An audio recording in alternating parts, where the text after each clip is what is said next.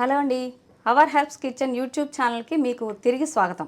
ఈరోజు బ్లడ్ షుగర్ని కంట్రోల్లో ఉంచే ఒక ఆరోగ్యకరమైన రుచికరమైన వంటకాన్ని ఎలా చేయాలో నేర్చుకుందాం. వీడియోలోకి వెళ్ళిపోదాం రండి.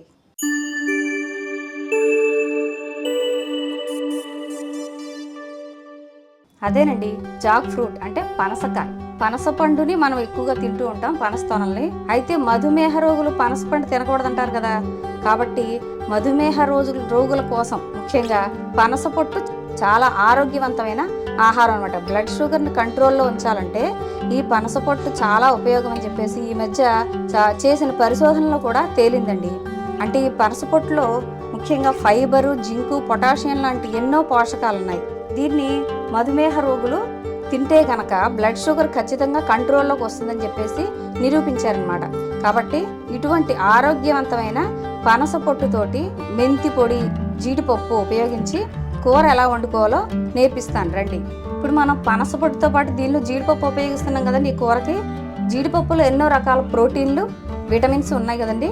ఇప్పుడు మనం ఈ జీడిపప్పు పనస పొట్టుతో పాటు మెంతులు కూడా వాడుతున్నామండి. ఇందులో ఇంచుమించు అందరూ కూడా పనస పొట్టు అంటే ఆవు పెట్టి వండుతారు. నేను ఇప్పుడు మెంతి పొడి వేసి వండుతాను అనమాట. ఈ మెంతులు వేయించుకుని దీంతో పొడి చేసి నేను పనస పొట్టు కూర తయారు చేస్తాను. మనం చేసే ఈ కూర పనస పొట్టు కూర మధుమేహ వ్యాధిగ్రస్తులకు మందు లాంటిదేనండి.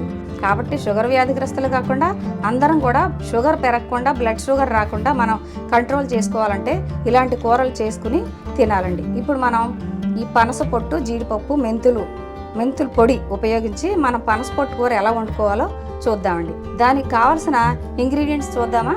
లేతగా ఉన్న పనసకాయ పొట్టు, జీడిపప్పు అంటే ఒక 4 చెంచాలు జీడిపప్పు, కొద్దిగా చింతపండు, ఒక 1/2 చెంచాడు ఆవాలు, ఒక 3 ఎండుమిరపకాయలు, ఒక 3 చెంచాలు మెంతులు తీసుకుని దాన్ని పొడి చేసి కూరలో మాత్రం కొద్దిగా వేస్తే చాలండి. ఇది వేయించి మిక్సీ పట్టుకుని పొడి చేసి దీన్ని కూరలో వేయాలన్నమాట. కాబట్టి ఒక 2-3 చెంచాలు మెంతులు, తర్వాత ఒక 2 చెంచాలు మినపప్పు, 2 చెంచాలు శనగపప్పు, చిన్న ముక్క అల్లం ముక్క, చిన్నగా తరిగిన అల్లం ముక్కలు, కరివేపాకు, సన్నగా పొడుగ్గా తరిగిన ఒక 4 పచ్చిమిరపకాయలు, పసుపు, చిన్న బెల్లం ముక్క రుచి కోసం. ఇవి మీకు కావాలంటే వేసుకోవచ్చండి. సరిపడా ఉప్పు, నూనె, నీళ్లు అంటే మనం ముందుగా చింతపండు నానబెట్టుకోవడానికి కొంచెం నీళ్లు.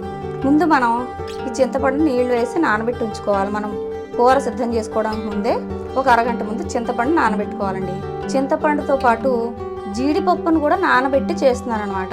అంటే ఇది నాని చక్కగా నాని పులుపు నీళ్ళల్లో ఉడికితే చాలా రుచికరంగా ఉంటుందండి. సాధారణంగా వేయించి చేస్తూ ఉంటాం, కానీ నేను నానబెట్టి చేస్తున్నాను అనమాట. 2 గంటల ముందు నానబెట్టుకుంటే పచ్చి జీడిపప్పులా ఉంటుంది. ఒకవేళ మీకు పచ్చి జీడి గింజలు దొరికాయి అనుకోండి, అవి తెచ్చి దాని నుంచి పప్పు సేకరించి దాంతో వండుకుంటే ఇంకా రుచికరంగా ఉంటుందండి ఈ కూర. నేను మాత్రం ఇలా నానబెట్టి చేస్తున్నాను అనమాట. ఒక 2 గంటల ముందు పచ్చి జీడిపప్పు నానబెట్టి ఉంచాలి. ఇది మనం స్టవ్ వెలిగించుకుని ఈ మెంతులు రోస్ట్ చేసుకుందామండి. చక్కగా మంచి దోరగా మంచి సువాసన వచ్చే వరకు వేయించుకోవాలి. కొద్దిగా ఎర్రగా మారిన తర్వాత అప్పుడు దీన్ని దంపి పొడి చేసుకోవాలండి. ఇదిగోండి చూసారా, మెంతులు అయిపోయాయి. దీన్ని మనం 20 ప్లేట్లోకి తీసేసుకుని పొడిగా చేసుకుందామండి. మెంతులు వేగాయి కదండి. ఇప్పుడు మెంతులు చల్లారాయి, దీన్ని మిక్సీలో వేసి పొడిగా చేసుకుందామండి. 100 గ్రాముల పనసపొట్టుకి 1 చెంచాడు వేయించిన మెంతులు పొడి వేసుకుంటే రుచిగా ఉంటుందండి. జీడిపప్పు నానబెట్టి ఉంచాం కదా, 2 గంటల క్రితం నానబెట్టిన జీడిపప్పు చక్కగా ఇలా నాని ఉంటుంది అనమాట. ఇది రుచికి పులుపు అది దీనికి పట్టి చాలా రుచికరంగా ఉంటాయి. అంతేకాకుండా చింతపండు ఇందాక నానబెట్టాం కదా, అది పులుసు తీసి ఉంచాం. మెంతులు వేయించి పొడి చేసి ఉంచానండి. ఇప్పుడు మనం కూర ఎలా వండుకోవాలో చూద్దాం. వస్తువులన్నీ, ఇంగ్రీడియంట్స్ అన్నీ సిద్ధంగా ఉన్నాయి కదండి. ఇప్పుడు మనం కూర వండే ప్రాసెస్లోకి వెళ్ళిపోదామండి.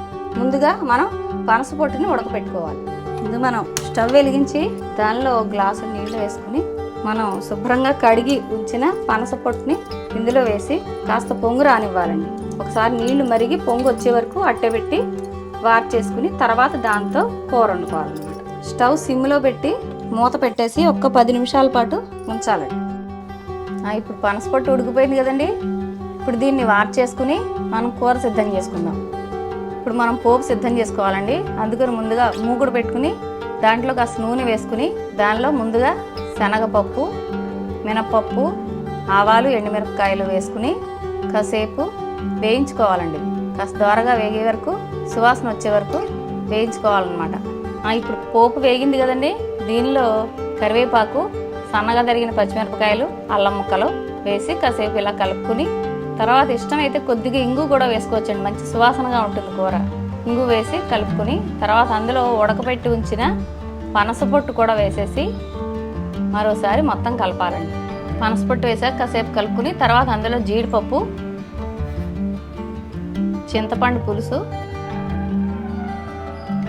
చిన్న బెల్లం ముక్క, పసుపు, సరిపడా ఉప్పు, అంటే కూరకు సరిపడా ఉప్పు వేసేసుకోవాలండి. ఈ మాత్రం సరిపోతుంది.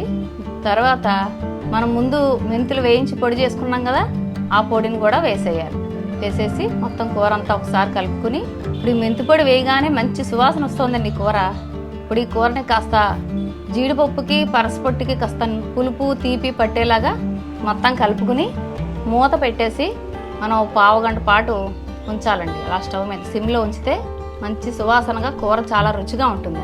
కూర దగ్గర పడిపోయింది, చక్కగా ఒకసారి ఇలా కలిపేసుకుని దీన్ని ఒక ప్లేట్లోకి తీసేసుకుందామండి.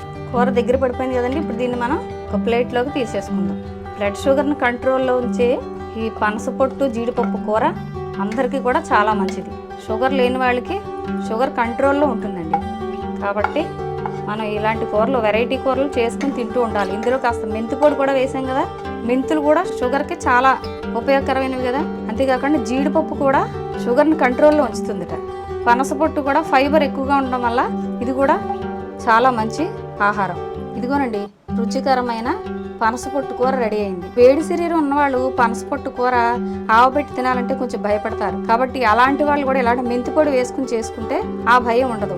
ఇటువంటి రుచికరమైన ఆరోగ్యకరమైన వంటల కోసం మా అవర్ హెర్బ్స్ కిచెన్ యూట్యూబ్ ఛానల్ని సబ్స్క్రైబ్ చేసుకోండి. ఈ వీడియో నచ్చినట్లయితే లైక్ చేయండి, మీ బంధుమిత్రులతో షేర్ చేసుకోండి. ఇటువంటి ఆరోగ్యకరమైన రుచికరమైన మరో వంటకంతో మళ్ళీ కలుసుకుందాం.